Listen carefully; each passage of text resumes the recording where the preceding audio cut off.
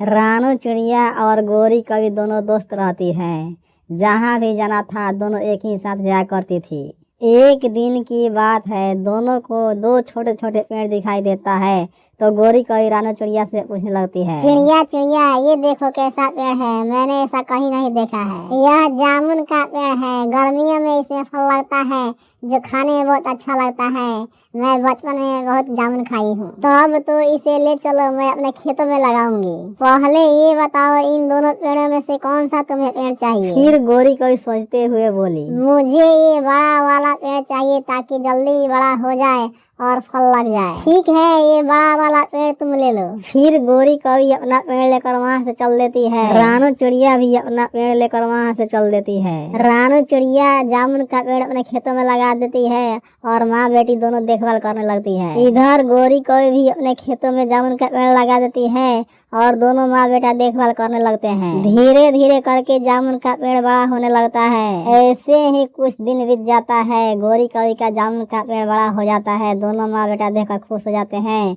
गोरी कवि अपने बच्चे से बोली, हमारा जामुन का पेड़ चिड़िया के पेड़ से बड़ा हो गया है और जल्द ही हमारे पेड़ में फल लग जाएगा। हाँ माँ, तुम ठीक कहती हो, हमें जामुन चिड़िया से पहले खाने को मिलेगा। इधर चिड़िया का भी पेड़ बड़ा हो जाता है। दोनों माँ बेटी देखकर खुश हो जाते हैं। ऐसे ही कुछ दिन बीत जाता है। चिड़िया के पेड़ पर फल लग जाता है। उसका बेटी देखकर खुश हो जाती है और बोली, माँ देखो ना, हमारे पेड़ पर कितना सुंदर सुंदर फल लगा है। हाँ बेटी, तुम ठीक कहती हो, न जाने कवि बहन के पेड़ पर फल लगा है कि नहीं। माँ, हमें कवि आंटी के पेड़ से क्या लेना देना है?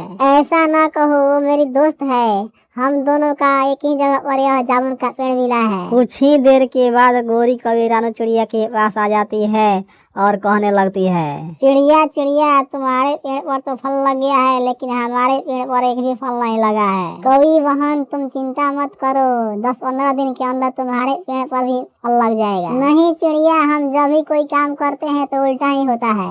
तू अपनी मर्जी से बड़ा जामुन का पेड़ लिया था, हमारे में क्या दोष है? इतना बात सुनते ही गोरी कवि वहाँ से चली जाती है और अपने घर आ जाती है और अपने बेटे से कहने लगती है, हमारा नसीब ही खराब है।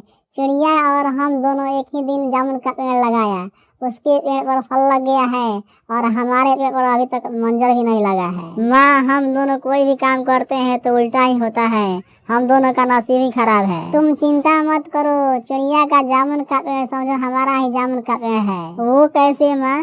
चिड़िया प्यार से जामुन खाने नहीं देगी तो हम चुरा कर खाएंगे। फिर दोनों माँ बेटा खुश हो जाते हैं। कारी कारी जामुन देखकर चिड़िया के बच्ची खुश हो जाती है और अपनी माँ से कहने लगती है, माँ अपना सारा जामुन पक गया है, इसे तोड़कर बाजार ले चलो, कुछ पैसा कमाई हो जाएगी। ठीक है, कल से बेचने चलेंगे बाजार। आज गोरी बहन को थोड़ा जामुन दे देने दो। फिर रानू चिड़िया गोरी कवि को बुलाती है और कहती है, कवि बहन ये ले जाओ जामुन, तुम ही खा लेना और अपने बच्चे को भी खिला देना। चिड़िया तुम बहुत नेक विचार का चिड़िया हो।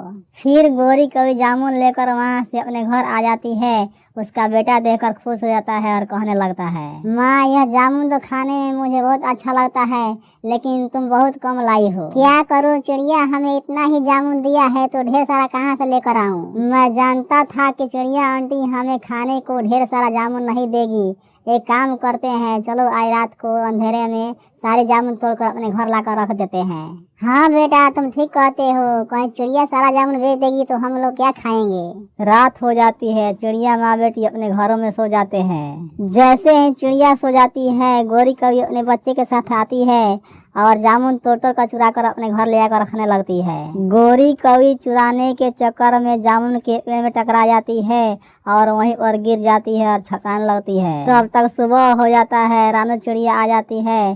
गोरी कवि को देखकर समझ जाती है और सोचने लगती है और कहती है, गोरी बहन ये क्या किया तूने, हमारा सारा जामुन चुरा लिया। अगर कहती तो मैं तुझे सारा जामुन तोड़कर दे देती। गोरी कवि इतना बात सुनते ही शर्मा जाती है और कहती है, चिड़िया बहन मुझे माफ कर दो, आज के बाद से मैं ऐसा कभी गलती नहीं करूँगी। इस प्रकार गोरी कवि को रानू चिड़िया माफ कर देती है। प्यारे दोस्तों, अगर हमारी कहानी अच्छी लगी हो तो हमारे चैनल को लाइक और सब्सक्राइब जरूर करें। थैंक यू, धन्यवाद।